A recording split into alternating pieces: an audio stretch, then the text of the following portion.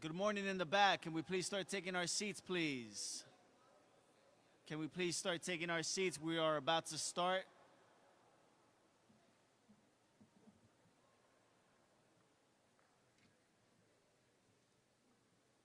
How's that?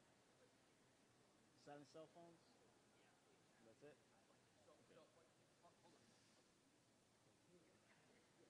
We got plenty of chairs here in the front. Let's start taking our seats, everyone, please, and thank you.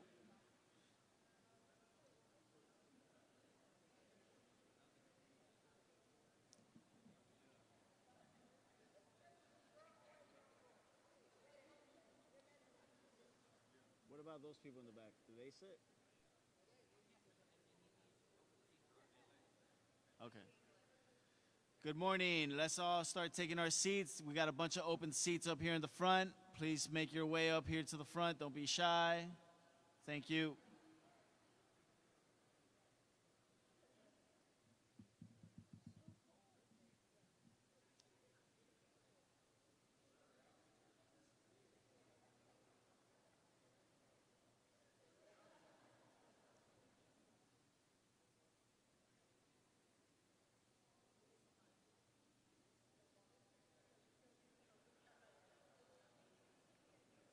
Also, a quick reminder, please silence your cell phones.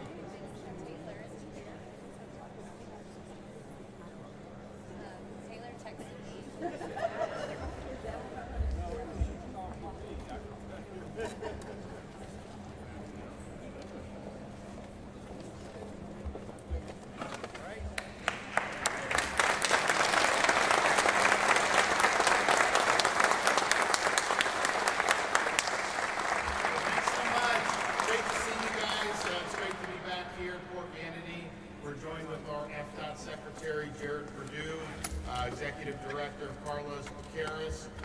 We're also Representative Bill Connerly and Mike Ron, the port chairman of the board here. We were here last year, of course, with extenuating circumstances, and we're here with another great announcement that's going to, I think, be really, really good for the port. As you know, we've consistently been ranked as the top economy in the country of all 50 states over the last 2 years by multiple publications. That has been the case. If you look at GDP growth since I took office, we've grown in Florida by over 30%, our state's economy. We would be, I think, the 13th or 14th largest economy in the world if we were our own country, and our growth rate exceeds every large state and every state except, I believe, Idaho. But, you know, I think Idaho's population is probably, I don't know if it's less than Manatee County, it might be less than Sarasota, but it's definitely less than a lot of counties, you know, that we have in Florida for sure. We continue to be #1 in new business formations, continue to have a strong AAA credit rating. We have added jobs 52 of the last 56 months in the private sector. For the 50th month in a row, our unemployment rate has been lower than the national average, and our year-over-year private sector job growth rate has exceeded the nation's job growth rate for 40 consecutive months. And we just had, I saw some stuff on the Transtrom, I did a little response about, and I don't know why we have to do these comparisons anymore, because the truth is obvious, and I think people have voted with their feet, but it was said that somehow California does better on like tax and some of these metrics, and it's just insane to even think that. California has the stiffest income tax of all 50 states. I think it gets up to like 13-something%. Florida has no income tax for anybody, and so we're obviously better there. But you say, oh, well, you don't have an income tax, but you have a sales tax. But get this, even though California has the highest income tax, their sales tax is higher than Florida's. Their sales tax is the highest in the United States of America. Then you look at other things that affect people like gas prices. California has the highest gas prices in the entire United States of America. They're averaging about $5 a gallon. We're averaging about $3 a gallon right now. Obviously, we know that can fluctuate, but the delta between the two is always, and it's because of their taxes and regulations and all the policies they put on. And then utility. Their utility rates are twice what Florida's utility rates are. So in terms of being a friend of the taxpayer, in terms of having a strong environment that people are able to do well in, you know, we obviously do that. Yeah, look, they've got Silicon Valley, they've got things where people make a lot of money, but that's in spite of the policies. That's not because of the policies. And if you look at our fiscal posture, and we'll see, you know, the legislature is in session now, so they're going to produce a budget for next year. But our current budget that we're operating under spends less money this year than we did the year before. How many places are actually reducing spending? We've paid down since we just celebrated our 180th anniversary as a state. And if you take 180 years, all the debt that Florida accumulated during that period of time, just since I took office, we've paid off 41% of that. And we're going to do more over the next couple years, which is great. So now of all the states that have debt, we have the lowest per capita debt of any state in the country. Your share as a Floridian of our state's debt is about $660. Your share of the U.S. federal debt, which is $36 trillion and counting, would be over $100,000 per U.S. citizen, and that obviously continues to go up. So we've done it right, and we've done it on really good budget. New York, a lot of people have moved from New York to Florida. I mean, that's always been the case to a certain extent, but certainly recently. New York now has millions fewer people than we do. They always had more people than us until relatively recently, and then we were kind of comparable.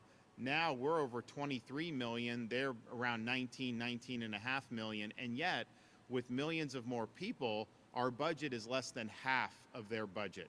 And yet, where is all this money going? People come here, they can get a driver's license much easier. The roads are better. We just ranked #1 in another education survey, the Education Freedom by EdChoice, a national publication, ranked us #1 in that. We were #1 in education by U.S. News last 2 years. So where's this money going? and they're not treating taxpayers well. So we're doing that. And I think those states that are really high tax, what ends up happening is the organs of the government themselves become constituents to the money going to, you know, this group or that group or the union. And so they end up really controlling the government, not for the overall public interest, but for those specific discrete interests. And so that's why they do the policies that they do. We do it much different. We're really focused on what's in the public's interest and making sure that we're hitting these things in a big way. And that in infrastructure has been something that we've been really, really supportive of. We've done an awful lot to advance infrastructure in Florida at our seaports, but also on our roads. We did a project called Moving Florida Forward, where we sunk billions of dollars into accelerating some of the projects around the state that were slated to start, but a lot of them not slated to start until next decade. Now we're getting them done, starting now, finishing them 5 years, 10 years, sometimes even 15 years ahead of schedule, and we're proud of doing that. And one of the tools we have for infrastructure is this job growth grant fund. So we've been able to give grants around the country, around the state, for things that can really have value. So that's helped industrial parks, it's helped different types of transportation, and we have, of course, used it at the seaports. And Florida being a big peninsula, you would imagine that seaports would be very, very important. Currently, our seaports in Florida support nearly 1.2 million jobs and contribute to over $195 billion in total economic value to the state. Our maritime activities account for about 13% of Florida's GDP and contribute over $4 billion to state and local tax coffers. Florida seaports continue to grow, and that is evident here at SeaPort Manatee. This is the primary deepwater seaport in Southwest Florida. Its strategic location at the mouth of Tampa Bay and as the closest deepwater seaport to the Panama Canal allow it to handle 400 million gallons of transportation fuel, fruits and vegetables, appliances, construction materials, and wood for distribution across Southwest Florida and the entire southeastern United States. In 2023, SeaPort Manatee supported 42,000 U.S. jobs, generated $275 million in state and local tax revenue, and contributed $7.3 billion in economic value to the economy. SeaPort Manatee has played an important role in responding to many of the recent disasters that Florida has faced. Of course, this place was at the epicenter of Helene with the surge, and then also Hurricane Milton, and those were back-to-back punches.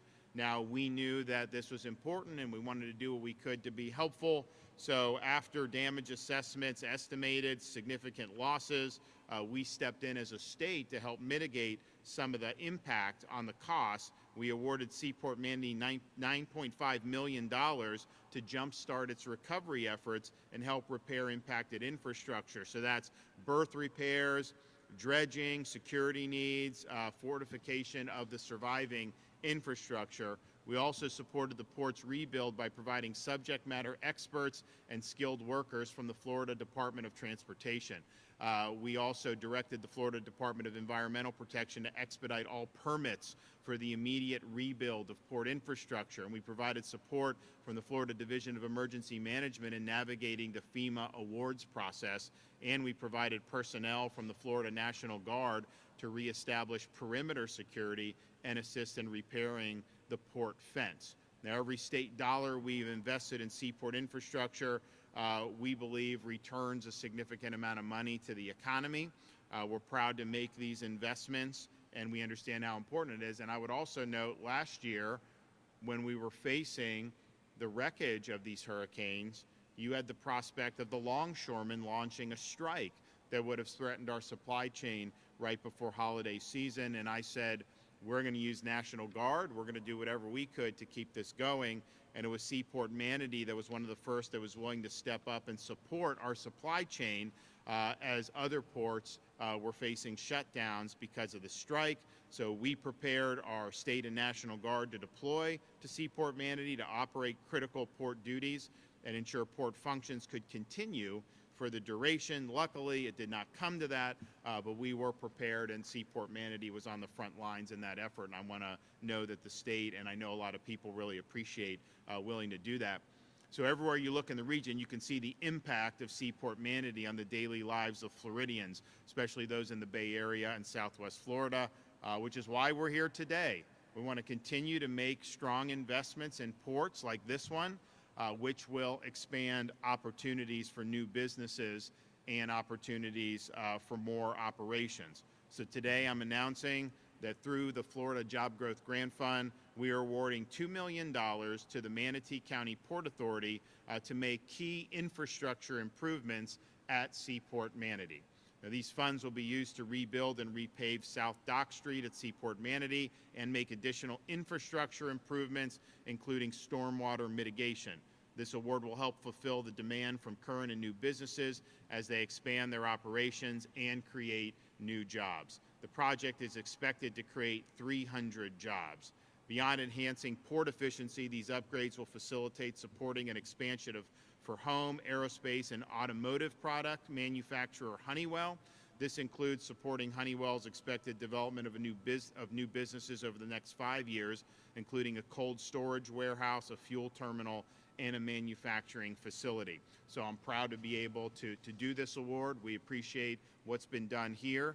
We know that there's a lot of prospects to do a lot more, and we need it. I mean, this part of the state, the state has obviously grown dramatically anyways, but certainly this part of the state has grown significantly when you look at the Bradenton, Sarasota areas and even beyond as you get into Charlotte County. And of course, Collier has always been, and Lee have had a lot of people for a long time.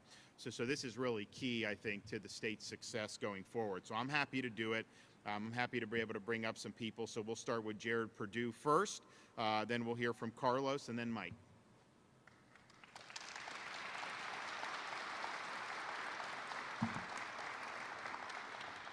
Thank you, Governor. So happy to be with you here today at SeaPort Manatee, which is truly a crown jewel of Southwest Florida. And I'll tell you, no governor has done more for infrastructure than Governor DeSantis. If you look at Florida's 16 deepwater seaports alone, under the governor's tenure, we've invested over $1 billion in seaport infrastructure. So that's truly incredible, and it's really one of those things that has helped our economy continue to grow and thrive. We're actually in a new building here on SeaPort Manatee, and believe it or not, this building is going to be utilized to process de-icing salt. You know, who would have thought that de-icing salt going to the north would come through Port Manatee? And I just wanted to tell the port director, Carlos, that as the salt is headed north, maybe he could drop a little off in the Panhandle, since now we have major snow events. We're gonna be needing it, evidently. But really happy to be here to announce this job growth grant of $2 million. It's going to help SeaPort Manatee continue to improve the infrastructure on this port. The growth has really just been tremendous, and you heard from the governor the impact that has on the economy, and so we're really excited to keep making those investments. If you look at the FDOT investments with SeaPort Manatee over these last few years, it's totaling over $40 million, and that's really a testament to the growth that's continuing to occur here, and really SeaPort Manatee's forward-thinking vision for preparing future growth in the economy. So really proud to be here to announce this, and we're looking forward to the continued partnership and strengthening of the supply chain and the economy here in Southwest Florida. Thank you, Governor.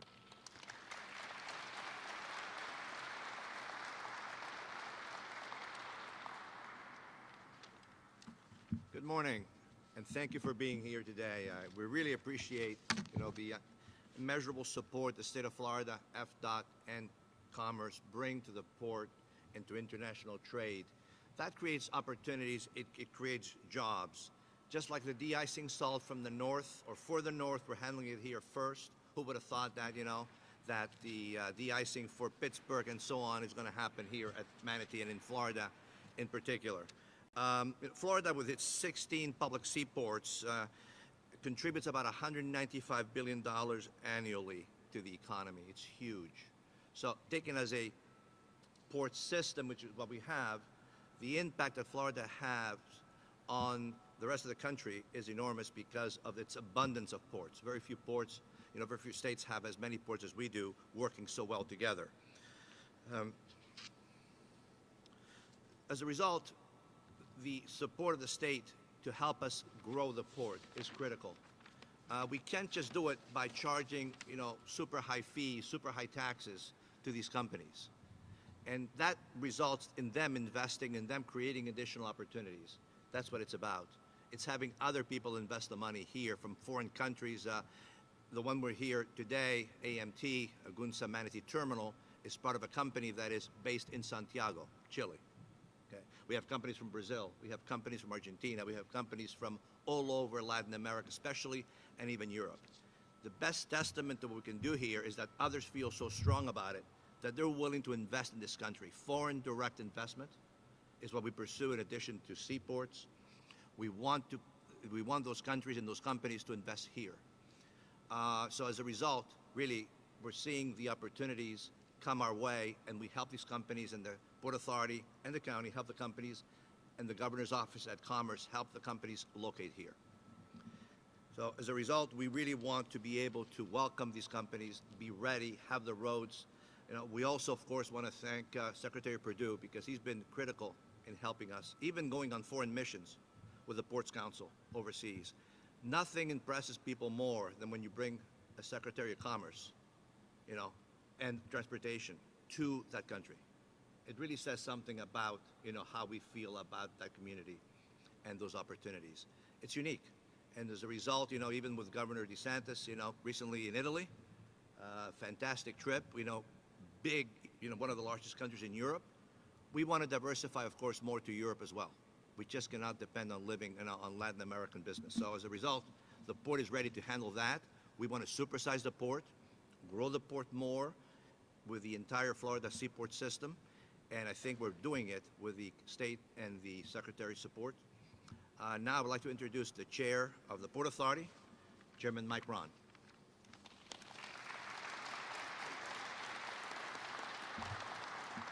Good morning, Governor. Thank you for being here today. Good morning. It's another wonderful day here at SeaPort Manatee. On behalf of the Port Authority, our Executive Director, Carlos Piqueras, our great staff, and our wonderful business partners here at SeaPort Manatee, welcome to the best port in the state of Florida and the Southeast United States. This is the best port in Florida. This morning, we're honored to have America's governor, our governor, the governor of the free state of Florida, Governor Ron DeSantis, with us this morning. It's an honor for you to be here, sir, and it's always great to see you. Governor, we thank you for your continued support and commitment to SeaPort Manatee. With your support and your team's support of FDOT and the Department of Commerce, SeaPort Manatee continues to grow and thrive as the best seaport in Florida. But also, Governor, we want to thank you for your service and dedication to our great nation and to the state of Florida. And Governor, thank you again for all you do for SeaPort Manatee, the citizens of Manatee County, and the citizens of the state of Florida. Thank you, Governor. We really appreciate you. Thank you so much. Yes, sir. If all the Port Authority commissioners could come forward, Charlie, Courtney, Representative Connerly, we're all going to go and get a picture with the governor for the presentation of the check.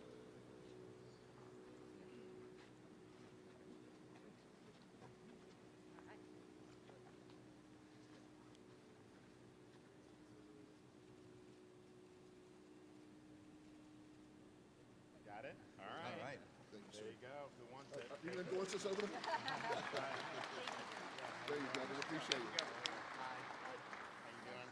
Thank you again. Yeah, thanks so much. All right, appreciate it. Well, we're excited. I know this will make a big difference. And yeah, I mean, you have the de-icing salt coming through here. It just shows you, I mean, there's all kind of things happen. And we did use it in January up in Northwest Florida. Our previous record for snow in the state had been 4 inches, and we got 10 inches up in Milton, Florida. And so we had snow plows, we had the salt, because we were worried, when Florida driving is challenging enough to manage, but then when you add in icy roads, it's like, man, that's not a good combination. But I think everything worked really well, and we were able to get things going, particularly with the bridges and everything. But yeah, I mean, 10 inches of snow in January in the state of Florida, in Northwest Florida, that's one for the record books. Okay, we got any questions?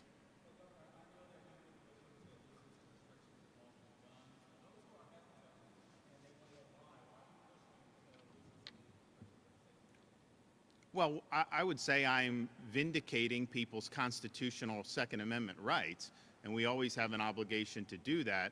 So if you look at what we've done, we have constitutional carry. So you can carry a firearm concealed. That is, in law, is a constitutional right.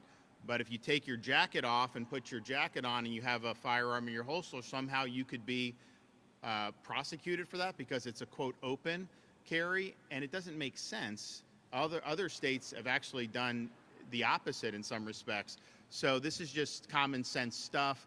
I think the legislature, prior to me becoming governor, they went overboard on some of the things, and I think it did violate people's due process rights. I think it totally eliminated rights for young adults. I mean, you have some 20-year-old Marine be out there carrying a firearm in Fallujah, back where I served back in the day, and then they come here and they can't purchase a rifle to go hunting or something like that. It just is, it's not something that is consistent with due process. And I would note, when we did constitutional carry, people were saying, oh my gosh, this is like, and they were trying to create some type of narrative that this was going to be problematic, and yet our crime rate's at a 50-year low. You know, it just, reality is law-abiding gun owners are part of the solution. They're not part of the problem. And a criminal doesn't care about any of these restrictions about where you can carry or if you can carry. Right, if they're going to go commit a crime, they're going to go commit a crime.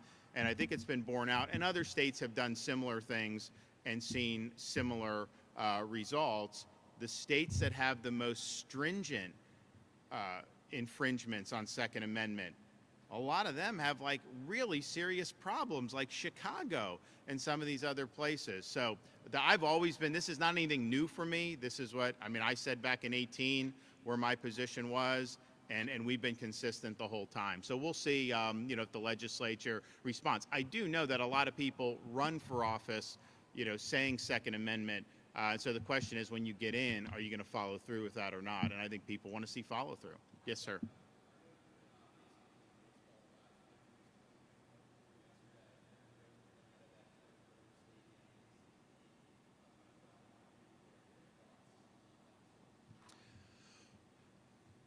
So it's interesting.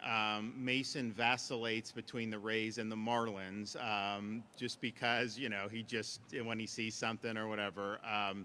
But we actually got to go down, you know, we've been able to do some spring training over the years, and we're very fortunate to have a lot of good clubs in Florida. I mean, if you look, we've got all these AL East teams, which they're very good. The Orioles are good. The Red Sox are good. They're going to be good this year. Yankees, I think, will probably be good. I know they've had some injuries and whatnot. Look, on the Rays, you know, my view is you know, it can be a viable, good franchise.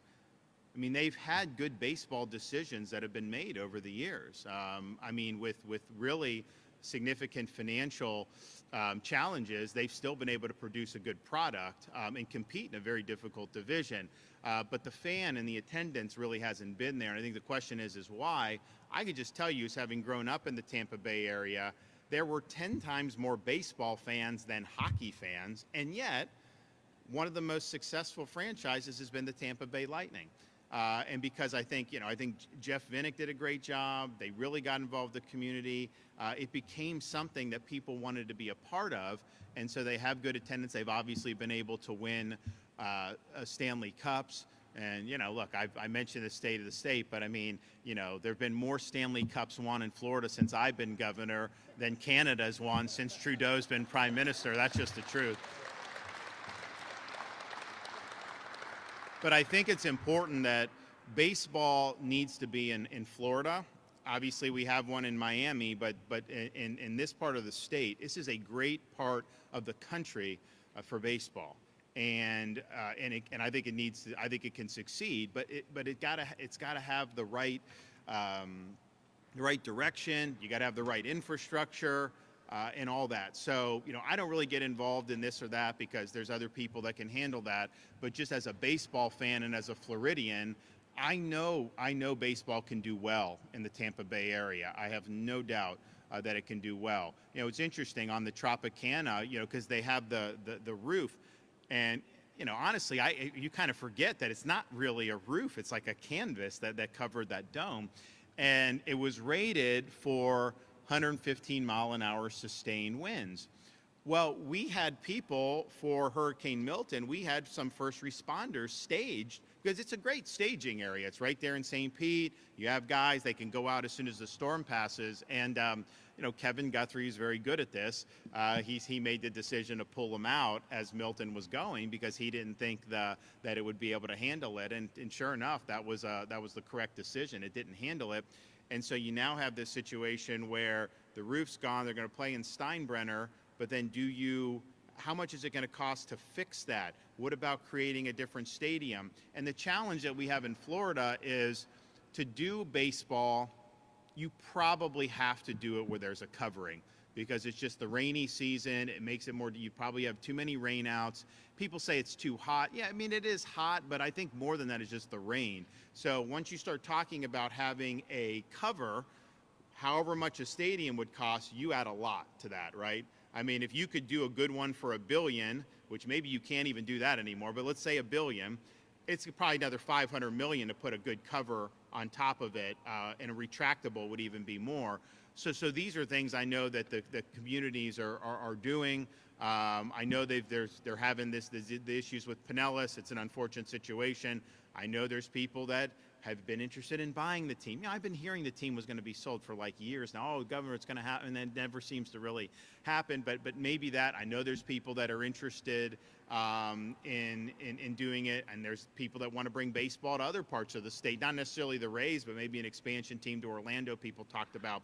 So I'm just hoping that it works out for the folks here in the Tampa Bay area. But certainly from a Florida perspective, we need to have a Major League Baseball franchise in this part of the state. We're one of the fastest growing this is one of the most fastest growing markets in the country. It's already a massive market. There is no way that it can't be successful. And they've made really good baseball decisions over the years compared to some of these other teams that have had more bloated payrolls. So I think it definitely can work. We just got to they got to figure out what that formula is. But I can tell you this.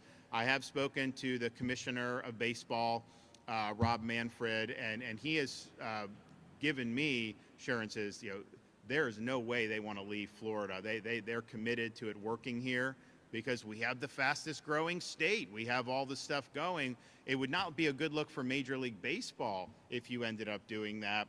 So I'm hoping that this could all get resolved, but I have no doubt. I mean, when the Bucks do well, huge interest, right? The Lightning have generated huge interest.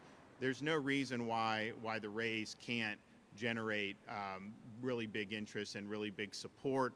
But you know, there's certain pieces of the puzzle that just have to be put in place, and there's certain factors that go involved in that in terms of how you get it right. So we'll see what happens, but we're going to be continuing to root for sports to do well here. I think we have done very well. Obviously, in hockey, we've done tremendous between the Lightning and South Florida. I mean, who would have thought that 20 years ago that Florida would be such a good hockey state, and people really like it.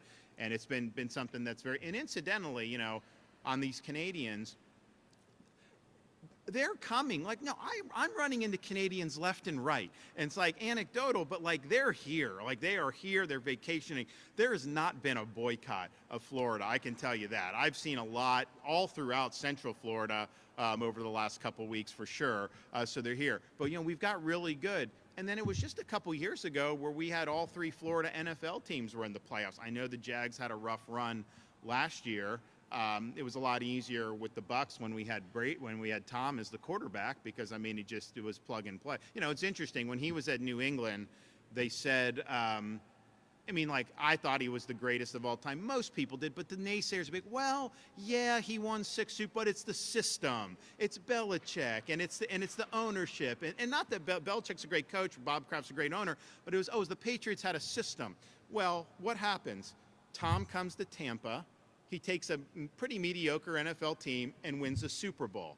What happens to New England? The bottom immediately falls out of the franchise. No, Brady wasn't the product of the system. Brady was the system. He was the straw that stirred the drink, and he was the reason why they won the 6 Super Bowls more than anything else, and it is a team effort, and he was the reason why Tampa were able to win our 2nd Super Bowl. And then really, if you look at his 2nd season, they ran into the Rams, and had they beat the Rams, I think they would have won out there. I mean, he threw for like 4,500 yards, just ridiculous statistics with that. So, but NFL, and I know the Dolphins, have been pretty good. We're waiting for them to get over the hump, but we've done well there. So now I think the last one is Major League Baseball to get those franchises humming. Because like Miami, are you kidding me? There's more baseball fans down there than just about. It's like one of the best places. In fact, one of my friends who's in Major League Baseball says he thinks the best baseball in the United States for scouting is down in the Miami-Fort Lauderdale area, especially these Catholic schools. Like, they produce great players. So there's no reason they can't do well there. And I know from growing up in Tampa Bay, people like baseball, and they're going to do it. Then we just have to get Florida back to where we used to be on college football, because it used to be year in, year out. It was like a Florida team was up there. I know Florida State had a good year 2 years ago. Last year was rough. I think Florida Gators look good. I think they're going to be. In position. They got a very tough schedule, but I think they're going to be in position. And then we'll see with Miami. They got Georgia's quarterback coming in. He's battling some injuries, but it could be interesting there as well. Yes.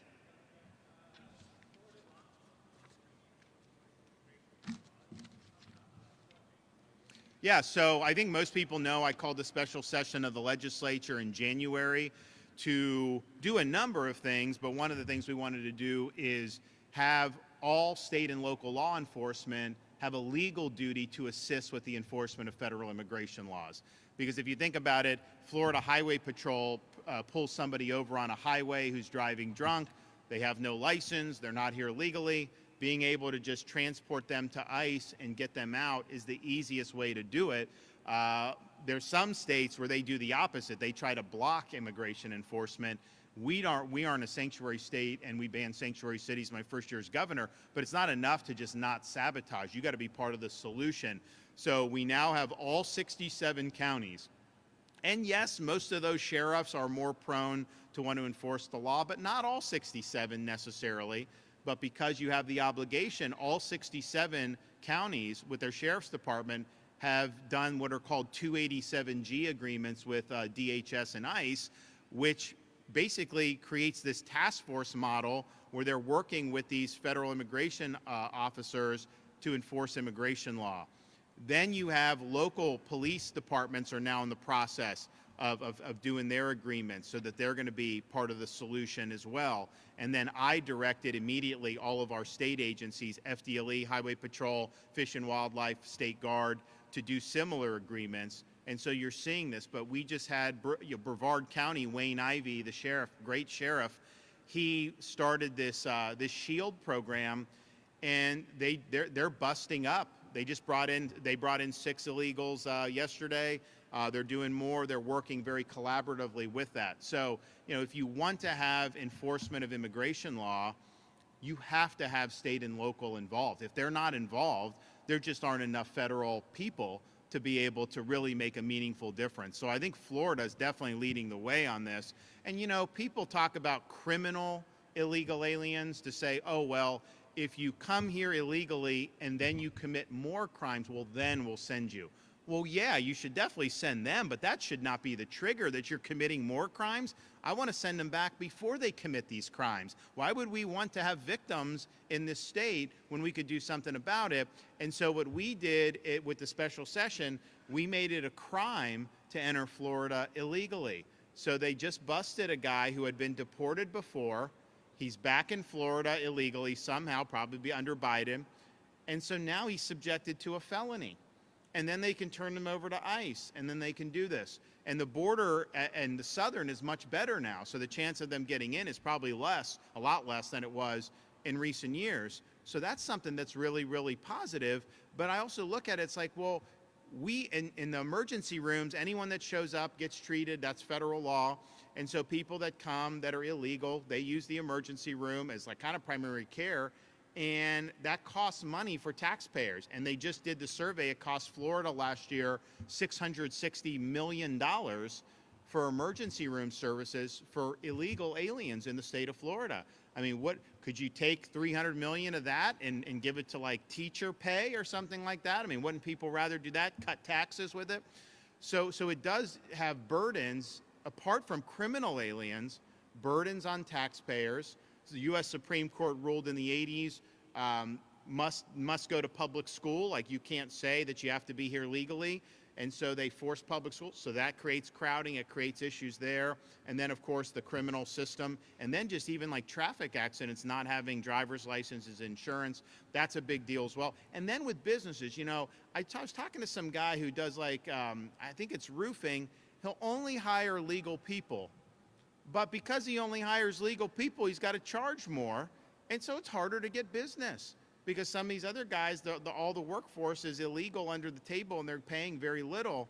And how is that fair? Wouldn't we want our local businesses who are doing it right to be able to get ahead? And it's almost like you're benefiting people for not doing it right and cutting corners. And that's not what we want to see either. So I think this is a huge, huge effort. I'm glad that we're leading the charge. You're going to hear more from us about what's going on, because these guys now have been in the process. We did the agreements, and we did our agreements very quickly. The locals are now doing, the sheriffs did theirs, the police are getting ready to do theirs, or in the process, some have done it. But then you got to train these guys to be able to exercise the immigration authorities. And that's ongoing. We worked with DHS to get that streamlined. And so you're going to have more and more people that are deputized, because prior to Trump administration, if we had a highway patrol, you had illegal alien driving drunk, endangering motorists, pulled over, we know he's illegal, we know he was driving drunk. If they called ICE and ICE came to get him, fine, but ICE would not do that. They were not permitted to detain and transport to ICE under federal law. Now they're being deputized under the Trump administration to be able to do that. So that makes a huge, huge difference. And just think about your safety as a motorist, as a Floridian on this. And one of the things that has been really frustrating is when you have the fatalities on the roadways by the illegal alien drivers, those almost always followed previous stops and arrests of the same individual. So they're driving drunk, and maybe they don't run into anybody. Obviously, that's fortunate that no one got hit in that instance. But then it's just they go and then they get released. And the catch and release doesn't work. And so those days are over in Florida. We've ramped up very quickly. We've got more ramp up to do. I think you're going to see more that's going to happen in the ensuing weeks and months, and certainly over the balance of the Trump administration. You're going to see a lot that's done that I think a lot of people have been wanting to see for a very, very long time. Okay, thanks everybody. God bless.